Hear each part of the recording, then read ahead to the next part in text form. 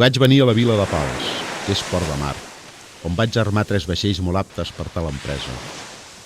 I vaig partir a 3 dies del mes d'agost de 1492, un divendres, mitja hora abans de l'alba.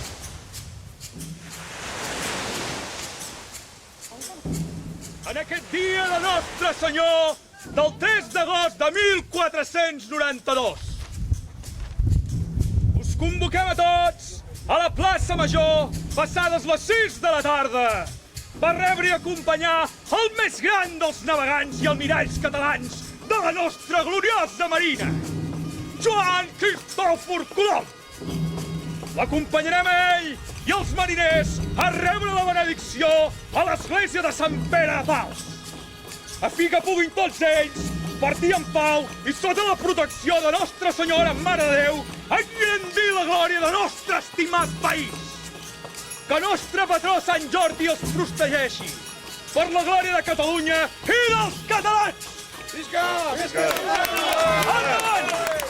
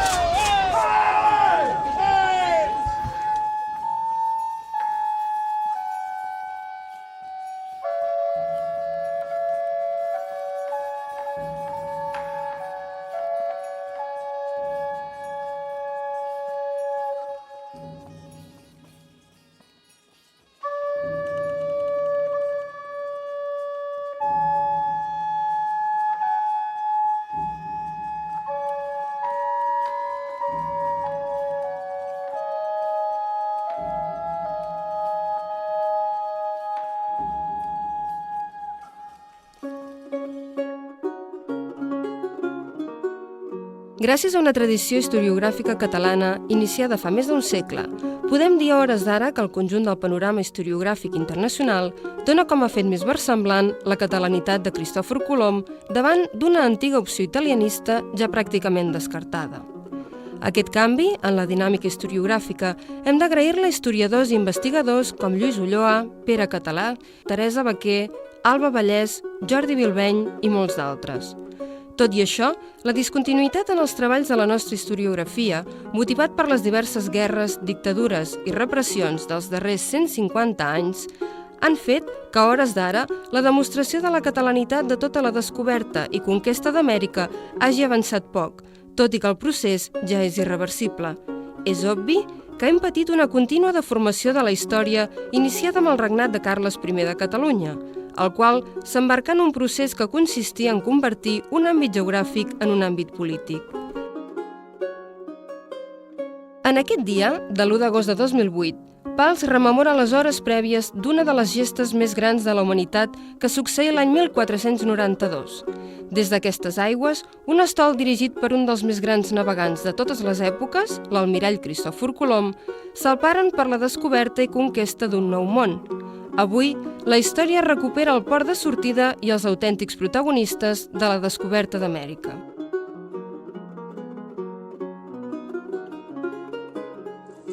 Busqui més mariners. A veure. Aquest és fort, aquest. Aquest és fort. Ets fort, noi? Va, deixa el teu papa allà, va, vinga, avall. Com et dius? Galeres! Et dius així? Com et dius? És difícil, aquest nom? A mi, com et dius? Li posarem Rialler de Pals. Rialler de Pals! Rialler de Quin Pals. nom tan bonic! Escolta'l. Per un mariner. Hola, Rialler de Pals! Hola! Des del segle XII, la força marítima creix fins a convertir Catalunya en la primera potència marítima del món occidental gràcies a les conquestes de Mallorca, Eivissa, Sicília, Sardenya, entre altres. Segons paraules del gran historiador francès, Charles de la Roncière, la primera vegada que França lliurava una guerra marítima tenia contra ella la potència naval més temible, fent referència a la batalla de Roses. Amb l'expansió atlàntica, les Canàries esdevenen un protectorat català del segle XIV.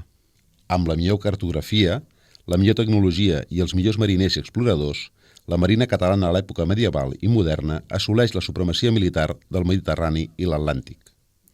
Molts d'aquests aspectes i personatges en són encara avui desconeguts, oblidats en la memòria del temps o per no haver-se estudiat.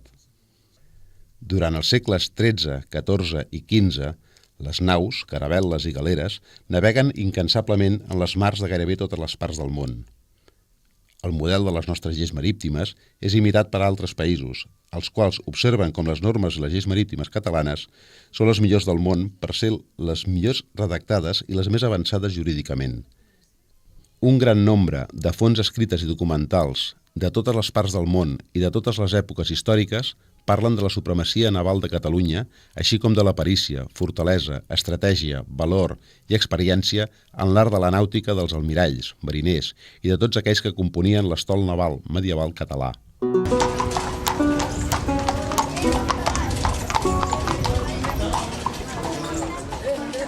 La qüestió sobre el port de sortida del primer viatge de l'almirall Cristòfor Colom cap a la descoberta del Nou Món sempre ha estat envoltada de polèmica per les connotacions que comportà, no solament historiogràfiques, sinó especialment polítiques.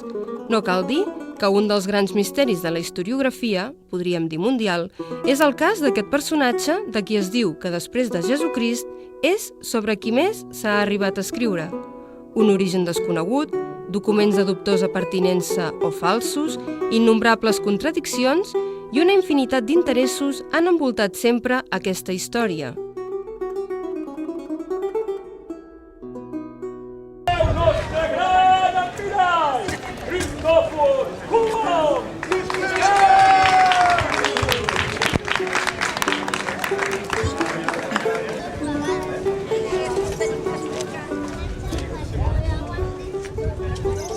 Recordem, pels menys avessats en història, que no és fins l'any 1944 que un historiador canari, lluny de ser classificat de catalanista, en Romeu de Armas, va poder constatar el que fins al moment havia estat solament un rumor, la demostració que la ciutat de tornada i recepció per part dels Reis Catòlics en finalitzar el primer viatge a Amèrica va ser Barcelona i no, com s'afirmava des de segles enrere, Sevilla. És per tot això que no ens ha d'estranyar que a hores d'ara, ja entrat al segle XXI, també estigui en dubte el port de sortida de l'esmentada expedició i que tots els indicis que en aquests darrers anys han anat apareixent amb les recerques dels nostres investigadors apuntin tots cap a un altre port català, el de la Vila de Pals. La investigadora del Cercle Català d'Història, Eva Sans, destaca l'enorme transcendència de la troballa documental a l'Arxiu de la Corona d'Aragó, que certifica l'existència del port de Pals durant els segles XVII i XVIII, ja que ha permès enderrocar els murs erigits en contra de la possibilitat de la tesi catalana de la sortida de l'almirall des del port de Pals. Segons Eva Sans, amb l'aparició documental del port de Pals ha ressorgit de l'oblit i l'ocultació una vila de Pals molt diferent a la coneguda fins al moment, amb tradició marinera, moviment de vaixells i tràfic comercial de mercaderies. Els arxius custodien milers de llibres i documents esperant ser revisitats, testimonis silenciosos dels fets del passat. L'any 1766, els cònsols del Reial Consolat de Mar de Barcelona van ordenar l'obertura d'un llibre de registre per les protestes marítimes. Les protestes estan redactades en forma d'actes notarials d'unes 20 o 30 línies autoritzades per l'escrivà del tribunal amb la seva signatura al peu, després d'expressar la seva identitat, la de la nau, càrrega, port de sortida i trajecte previst. Des de 1766 fins a l'extensió del Tribunal de Comerç al 1868 es van formar 33 volums d'actes de protesta. En l'esmentat registre trobem com apareix el 24 de setembre de 1790 el declarant Bartolomé Copello, capità d'un vaixell polacre que es diu Nuestra Senyora de Montenegro, matriculat a Jerusalem, amb càrrega debutada que fa la ruta Pals, Portofino, Engai, Barcelona. Joan Cristòfor Colom!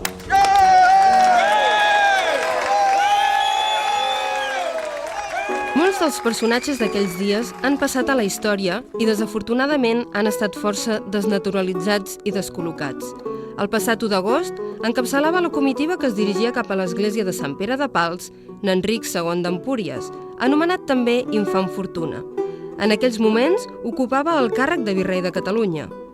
El càrrec de virrei, històricament de caire català, denominat lloctinent en els seus orígens allà al segle XIII, l'ostentava aquella persona que exercia de rei quan el legítim era fora del territori, i aquest càrrec sempre era exercit per una persona de la família reial i fins i tot, en molts casos, pel príncep hereu. Per tot això, no cal dir que encara es fa més estrany que un plebeu i estranger com sempre ens han presentat a Colom fos nomenat virrei de la mar Oceana. Les campanes repiquen evocant els moments de devoció previs al viatge en un dels moments més emotius viscuts a la vila de Pals, el moment de la benedicció dels mariners i l'almirall per part de mossèn Josep Planes a l'església de Sant Pere de Pals. Era molt comú, en l'àmbit mariner català, l'assistència a actes litúrgics prèviament a la sortida de qualsevol expedició o viatge. Tenim coneixement de la profunda devoció de l'almirall Cristòfor Colom a través del que es desprèn de les cròniques oficials del seu primer viatge, quan, en tornar d'aquest i després de superar una espectacular tempesta a alta mar, designa mitjançant sorteig a diferents mariners entre el que es troba ell mateix, per a realitzar ofrenes de gràcies a diferents mares de Déu en tornar a l'expedició. Narcís Subirana, investigador local, ens diu com el terme de Pals era un dels que més vinyes tenia plantades al Baix Empordà, com Begur i Calonja. Una quantitat tan gran de vi també es venia a l'exterior, així arròs i teixits de lli. La forma més ràpida de transportar aquests productes era per mar, ja que els camins, gairebé impracticables deguts als aiguamolls, configuraven bona part del paisatge de la plana de Pals. Des del port de Pals sortien vaixells cap a Itàlia, França i a la resta de la península Ibèrica, fins que a començament del segle XIX, les grans quantitats de sediments que portaven els rius Ter i Daró, ajudats per la tramuntana i l'onatge, enterraren la sorra al port que tenia forma de golf o ferradura.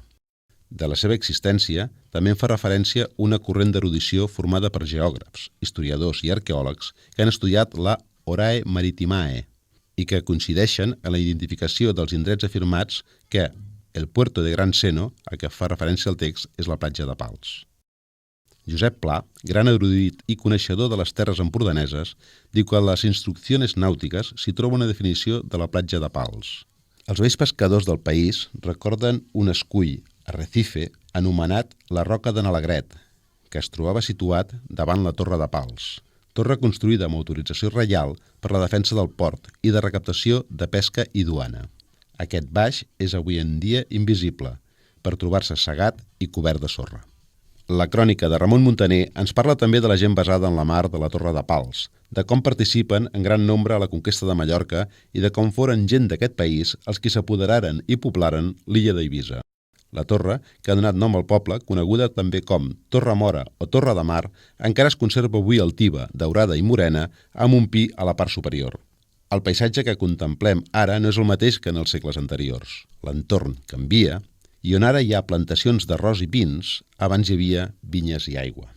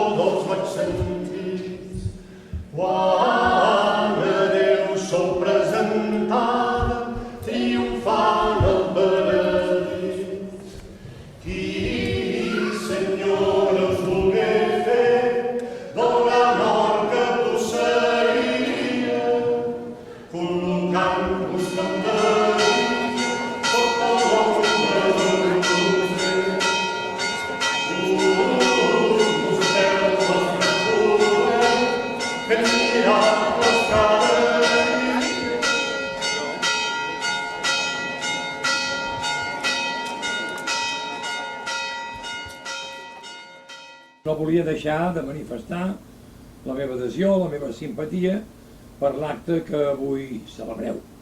I aprofitant aquesta ocasió per fer una reflexió que ja he fet en alguna altra ocasió en relació a aquest tema que avui s'està debatent sobre la possibilitat de que Cristòfor Colom tingui un origen català. Aquelles aportacions que en aquest àmbit s'estan fent en els darrers temps. I penso que aquestes aportacions han de ser analitzades, han de ser estudiades i només després d'haver-ho fet serà possible emetre judicis contraris a aquest punt de vista. El plet judicial del segle XVII trobat a l'arxiu de la Corona d'Aragó, un procés de l'any 1607 de Josephum Cerdà Mercatorem Gerundici contra Procuratorem Regium Jurates Castri seu Ville de Pals, ens parla de l'enfrontament dels jurats de la Vila de Pals que obliguen a pagar un nou impost considerat no legal als pescadors foranis que venen a pescar a la mar de Pals provinents de Girona, Sant Feliu, Palamós o Roses, entre altres. Ningú pescador voldrà venir a pescar a la mar de Pals. Quan estava junt a les botigues de la mar de Pals, són vingut amb tal fúria los jurats del dit castell de Pals, mossèn Bartomeu Maria, notari, en Fabra, mossèn Maferrer, notari de dita vila de la Bisbal, que és jutge de dit castell de Pals, perquè ningú pescador vingui a pescar i prendre port, i amb molta fúria vingueren tots plegats a la meva barca que tenia en terra i em volien ensarronar perquè hauria volgut prendre port sent en terra. Es trobava també allí Antoni Huguet, batlle de Sac. El rei, que en aquell moment era Felip II d'Aragó, també tenia en propietat una botiga al port de Pals, probablement arrendada. Del senyor rei, de dit Castell de Pals, la qual botiga és a l'oport de dita Mar de Pals. La protecció del port era fonamental i el procés aclareix de quina manera es recaptaven els impostos per l'armament de defensa del port. Les llicències que es donen als pescadors forasters amb entès que serveixen en benefici de la vila per pólvora i municions d'una torre que hi ha a sa mar, tocant a mar. Els documents de la Corona d'Aragó expliciten el següent: que ningú gos pescar en lo grau que és del terme del Castell de Pals, sens llicència de l'arrendador del dit grau, perquè dita vila té establiment del senyor rei i del dit grau. Catalunya serà allò que els catalans vulguin. Cal que una bona majoria dels catalans treballem dia a dia per tal d'assolir fites cada cop més agosarades per a la nostra feina, la nostra empresa, la nostra família i el nostre país. Aquestes són paraules d'en Ramon Carner, director de la xarxa d'establiments amb consciència nacional, un dels promotors del Cercle Català de Negocis i per activar la creació i posada en marxa del projecte d'aquest primer homenatge a l'almirall català Cristòfor Colom i a la marina catalana de tots els temps.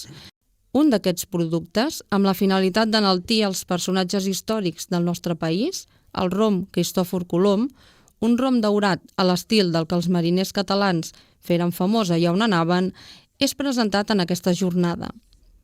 Amb els consells d'un expert gastronòmic com en Jaume Fàbrega, els vilatans de Pals van poder gaudir d'un autèntic i sabrosíssim cremat que va fer les delícies de tots els participants. Com hem vist fins ara, Catalunya, al llarg dels segles XIII, XIV i XV, es converteix en una potència naval, dominant el flux comercial a la Mediterrània i converteix el català en llengua franca. Aquest domini no finalitza amb la Guerra Civil de finals del segle XV, com se'ns ha fet creure fins avui. Ens trobem llavors a l'any 1492 amb un país regnat per un dels més importants monarques a l'Europa d'aquella època, com és Ferran II el Catòlic. Tenim una armada dirigida per l'almirall Cristòfor Colom prenent possessió del Nou Món en nom del seu rei, i alhora és nomenat papa Alexandre VI, un Borja, estenent per la cúria romana el català com a llengua habitual. No es pot negar, per tant, que a finals del segle XV Catalunya és la potència més important d'Occident. Per entendre les actuacions i la mentalitat de Cristòfor Colom, la seva extraordinària personalitat i poder tenir una visió més real de la seva gesta, cal situar la nostra visió en el context de la societat del segle XV, coneixent la realitat de Catalunya en aquells moments i el domini militar i comercial que el nostre país té a la Mediterrània. No podem analitzar el passat amb la mirada actual del nostre entorn present, donat que els ajusticiaments o les mutilacions infringits al segle XV com a càstig als criminals declarats culpables no tenen lloc avui en dia a la nostra societat. Aquest fet, en el nostre present actual, definit com tortura o maltractament, era considerat normal en aquells moments. I aquest és tan sol un dels exemples que marca la diferència entre les èpoques històriques. Però, sobretot, hem de sumar-li a aquest fet cabdal la mirada oberta, objectiva i lògica que ha d'acompanyar la recerca i l'estudi històric. Això ens portarà a veure d'una manera més clara i evident les tergiversacions que arrossega la nostra història.